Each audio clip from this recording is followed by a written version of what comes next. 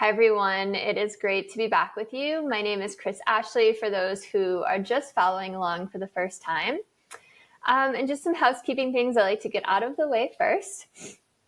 Please follow, subscribe, share. I am at Change Your Mind with Chris on most platforms. On TikTok, I have 15,000 followers, which is crazy.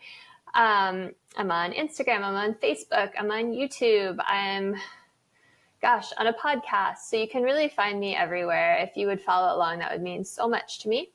And if you head over to changeyourmind@changeyourreality.com, if you sign up for my newsletter, I will not spam you, but I will send you a free guide that is going to help you manifest the life of your dreams and get started doing it right away.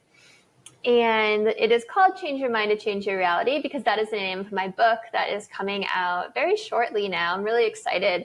I just got my 12th endorsement from an author today. 3 authors who were in the movie The Secret endorsed my book. So lots of other best-selling authors, some of my favorite authors. So I'm feeling very blessed and very excited, and I can't wait to share that with you. So stay tuned for updates on that. Let's see. So today I want to do something a little bit different. So I spent the last week of my life in Maui in Hawaii at an Eckhart Tolle retreat. And it's funny, Eckhart Tolle wasn't necessarily a teacher that I had really read a lot. I read part of The Power of Now years ago. I've since finished it before the retreat. But it was really my brother-in-law who got the whole family going. My in-laws went, my husband went. And I'm really blessed to have married into a family. They're my family now. That's really spiritually minded and really open-minded. You know, it's great to be able to do things like yoga together. They come to my yoga classes. I own a yoga studio. I don't know if you know that. If you want to practice yoga with me, you can go to unitebyyoga.com. So anyway, my brother-in-law, this will be quick, but he's amazing. He's 10 years younger than me. So he's in his late 20s, and he meditates like 4 or 5 hours a day. He spends months each year meditating with monks in the Himalayas at a monastery. So he's really tuned in. He's on the path. And he was really inspired by Eckhart, so he kind of got us all going. And it was a really beautiful trip, and I'm really grateful to have gone. And I don't know if you can sense the change in my energy, but I am just feeling so peaceful and so relaxed and blissed out. And it's just, I just want to like bottle this feeling, and I'm going to really make a conscious effort to stay in this mindset and keep bringing this state of being with me. And that's what I wanted to talk to you all about today, because the whole retreat was about being versus doing, right? I think it was called the depths of being. And the depths was really perfect because we were right on the ocean. And yeah, you know, there's people who are constant doers and they never really just be, right? Being meaning not necessarily just sitting and not doing anything, but just being really present, really aware, really conscious and awakened in the present moment with every little task that you do, having intention with everything. And then there's people on the other side of the spectrum, and Eckhart was kind of joking that like he's too far on the being side, and sometimes it's hard for him to actually do things he knows he could do or he should do. So there's definitely a balance there, but we live in this society, most of us anyway, that is really leaning far towards the doing side. And so many people are stressed out and getting sick because of it. And they're missing out on the present moment, right? Because they're so focused on the present, they're so focused on the future. They're so focused on getting to the next place, right? They're missing the journey. And the journey is where all the growth happens. The journey is the beautiful part. And the journey is the present moment, right? They're missing the present moment. Because, you know, I won't go into all time isn't linear, because that's just not related to Eckhart. And I've talked about that quite a bit. And I have tons of TikTok videos on that too.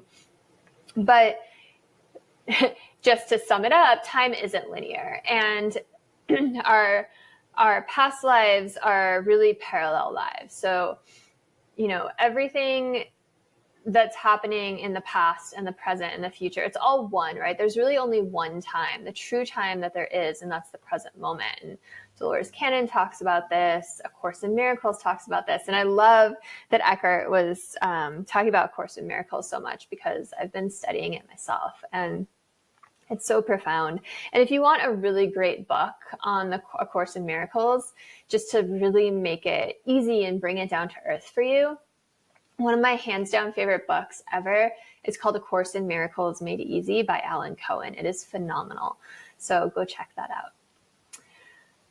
All right. So I just wanted to talk to you a little bit about a couple of things that I learned, or that Eckhart said, that really struck a chord with me and really kind of made things click. Because, you can hear the same thing over and over again from different teachers, and even from the same teacher. But then there's that one time that it just clicks and it falls into place and it makes sense, and you're able to hear it, right? Because people might have been saying it all along, but you just couldn't hear it. And I used to tell people that when I used to teach yoga teacher trainings, or run yoga teacher trainings where I taught people how to teach yoga. And I would say that too. I'd be like, someone might hear you say this cue, and they might hear 50 other teachers say this cue, and it's not going to click until that one time, right? Or there's that one time that it really clicks, and then they make that alignment in their body, and all of a sudden everything kind of falls into place for them in that pose. So don't be afraid to say things that others are saying, because your unique way of saying it, your unique energy might get through in a way that no one else's could for that person.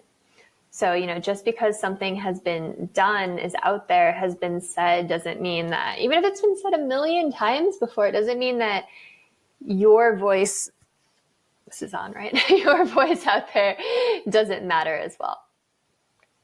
So Eckhart talked about, we all know what lucid dreaming is, right? And I guess if you don't know what lucid dreaming is, it is being aware that you're dreaming while you're dreaming. And another phenomenal recommendation, it's a movie, a film, really. Oh gosh, now it's escaping my mind. I literally just had to pause this and look up what one of my favorite films is called, because I'm just in such a daze. It's called Waking Life. So it's animated, it's phenomenal, and it's about lucid dreaming, and it just also is very philosophical. So it goes deep in some places, but it's really beautiful. You know what? I'm going to read you one of my favorite quotes from it too, because I read this at the end of yoga classes sometimes, and it's just really beautiful. So a man says to the main character, "Hey, are you a dreamer?" And the character says, "Yeah." And the man says, "I've been seeing too many of you around lately. Things have been tough lately for dreamers. They say dreaming is dead. No one does it anymore. It's not dead, it's just that it's been forgotten, removed from our language. Nobody teaches it, so nobody knows it exists. The dreamer is banished to obscurity. Well, I'm trying to change all that, and I hope you are too. By dreaming every day. Dreaming with our hands and dreaming with our minds. Our planet is facing the greatest problems it's ever faced, ever. So whatever you do, don't be bored. This is absolutely the most exciting time we could have possibly hoped to be alive. And things are just starting." Anyway, that has nothing to do with anything that I'm going to talk about, but I just really love that quote, so I want to share it with you. Okay, so lucid dreaming is dreaming and being aware that you're dreaming. So it's only happened to me twice before, actually, but in the dream, it's like I've realized I'm dreaming. I'm like, okay, well, I know I'm dreaming. I might as well do something crazy. So let's go skydiving. That's what I did the last time. And I had my dog with me, and we went skydiving together. And because I knew it was okay and it was safe and I was dreaming.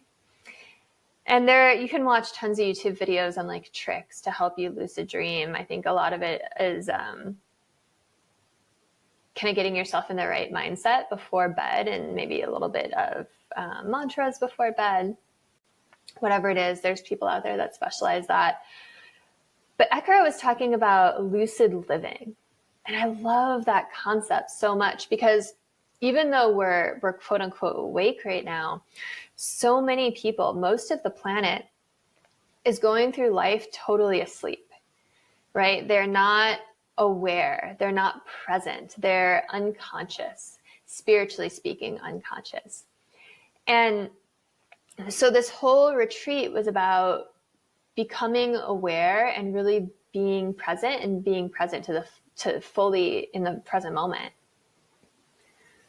Now, one of the things that he specifically said that really, really rang true to me, struck a chord with me, and really helped me was that you can say, I have no thoughts about this. And I've been doing it all week, and it is amazing how powerful it is.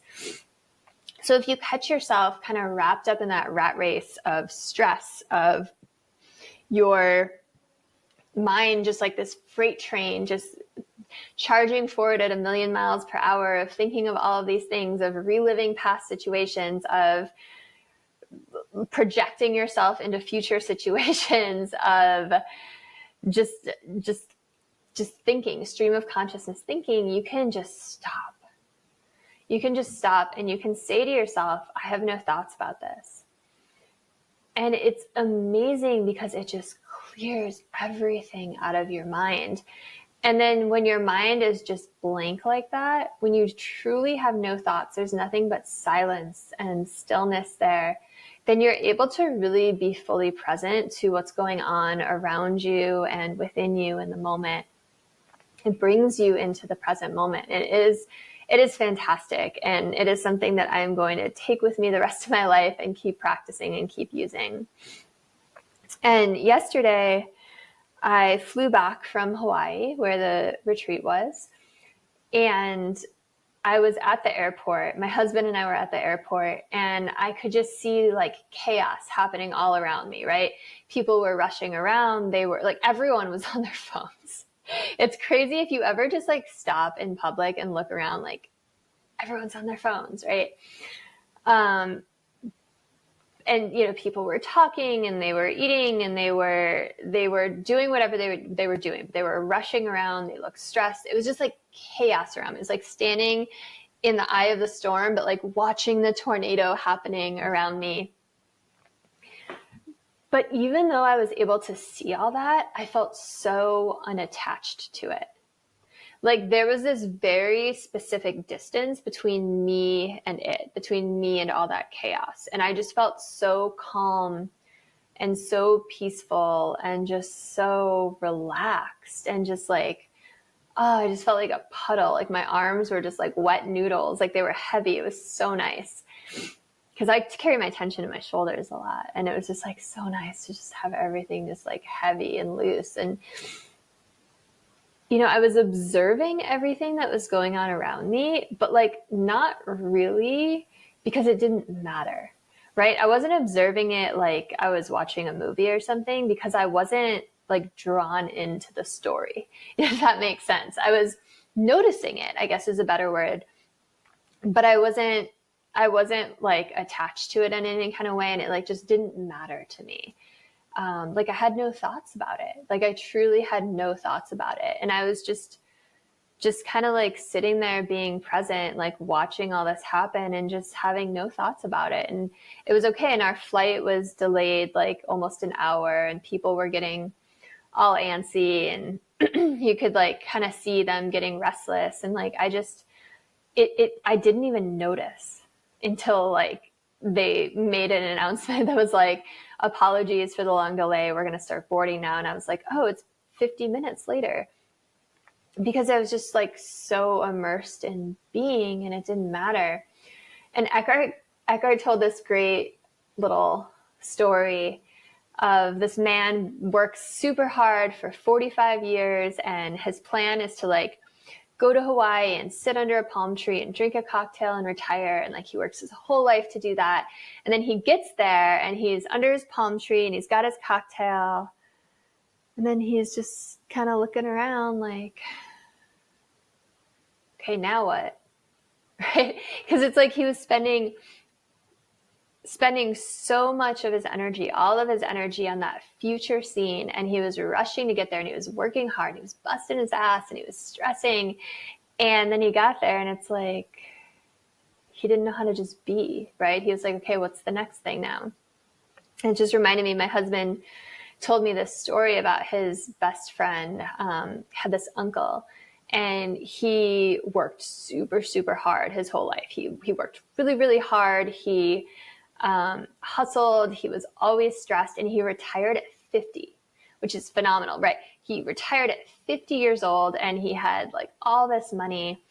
And he was like, I'm going to enjoy the second half of my life. And then he went on his first vacation, had a heart attack on that vacation, and died. And that is a true story. And it's just like, wow, what a lesson. What a life lesson his guides are going to go over with him right on the other side of the veil. Because that's not what life is about. We weren't put here as humans to like live in this rat race and get stuck in this spin cycle of eat, sleep, wake, entertainment, work, bed, right? Like that's not living, right? That's not lucid living anyway. And like you can still work, right? Like we have to still work. Most of us have to still work, but you can really bring presence and awareness into whatever action you're taking. So it's about staying in the present moment, even if you're answering emails. And I found today that I had all these emails to catch up on, and I was responding to them in a much more compassionate way. And I just noticed that about myself. And like, you can bring that presence and awareness into your work. You can still do your work, and there might be intensity at moments, but there's not stress, right? And that's the difference, because you're staying centered, you're staying grounded, you're being, and you're really being in the present moment. Because presence needs to come into your daily life. And it's not just when you're doing some specific activity, right? Like yoga or meditation, because that's another thing Eckhart was saying, is it's like so many people will be like, oh my God, I'm so stressed. I need to like meditate, or I need to go for a walk, or I need to practice yoga, or I need to go lift weights, or like whatever it is. And then they do that activity and they feel really good. And then they're like, okay, I feel good now. I've de-stressed. Now I'm just going to go back. And then they go back to their stressful state of mind, and it doesn't carry over, right? Because they're still being really unconscious. So we want to bring that presence and that awareness and that consciousness and that state of being into everything you do, right? Not just some specific activity. And I think the last thing that really, really made an impact on me, and it sounds so obvious, was, when you're bored, don't just scroll mindlessly through your phone. Like, we totally unplugged. Like, we answered text messages, answered like an email or two, not really. But that was pretty much it. And it was so nice to just like, I left my phone in my hotel room for pretty much all the week. And like, I barely took any photos. And it was so nice to just unplug. And it's like, it's so true. It's like the moment you're bored, you can't just be bored, right? You can't just sit and be in the present moment and just be, right? You don't have that state of being. You always have to be doing something, and you get so uncomfortable in your boredness that the second you're bored, you reach for your phone and you start scrolling through Instagram or scrolling through TikTok or looking at Reddit or whatever it is you do on there, even if there's nothing on there specifically that like you need to see. And I think a lot of it too is like looking at specific content, right? Because my husband and I always laugh. Like when I open my Facebook or my TikTok or my Instagram, I see very curated content, right? Everything is either like very spiritual, or it's like very much about nature, or it's just like animal stuff, because I'm a huge animal lover. Things that bring me joy, things that help me learn and help me grow and feel good. And when he opens his feed, he sees like his friends' lives and maybe some business stuff, maybe some crypto stuff. I don't know what's going on his TikTok, whatever.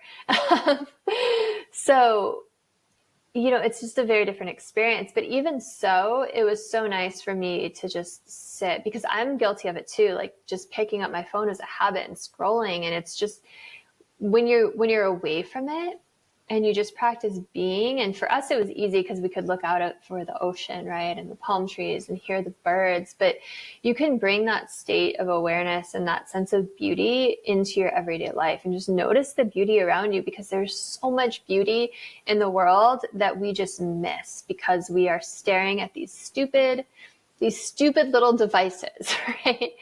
And it's just so toxic. Like it really affects your mood and it affects your mental health, even if it's not like, I mean, for me, it's like I'm putting myself out there. So I'll sometimes get like really nasty comments. It doesn't happen often. Like typically the people that are meant to find my content make their way to me. But every once in a while, there'll be someone that's just angry and upset and sad with their life. And they feel the need to lash out at someone online. And it's like, you can't let that stuff get to you, right? Because that's about that person and not you. But even if you're not seeing any of that, it still can like mess with your mental health and mess with your mood and your mindset. And it's also those little like dopamine hits, right? Those little like pings of dopamine. If you get a like, if you get someone viewing your story, like whatever it is, right? Like, I mean, let's be honest, a lot of people post content. You're probably guilty of this as well. I have been too in the past, of posting something to see how many likes you get, or maybe not, that's not the purpose of posting it, but you have to admit that when you get those little notifications that someone liked or commented on it, it feels good to you, right? You feel seen, you feel heard, you feel validated. You feel maybe attractive, whatever it is. And that's really unhealthy, right? If we actually look at that like you are tying your validation, we are all tying our validation to external factors, right? To strangers or people we know in our lives through this device. So it's so nice to just like set it aside and not get wrapped up in it. And that's not to say like you can't use social media, but like bring presence into it, bring awareness in it, know why you're doing it, and like limit your time on it for sure.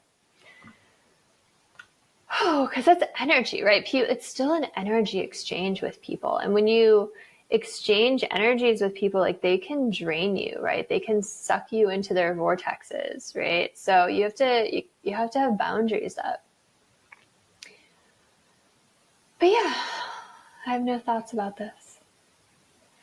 Thank you, Eckhart, for a beautiful weekend or a beautiful week. Thank you, everyone, for listening. Please like, subscribe, share, buy my book when it's out. Sign up for my newsletter at changeyourmindtochangeyourreality.com for any updates. You will not get spammed, but I'll send you that gift that's going to help you create your dream life.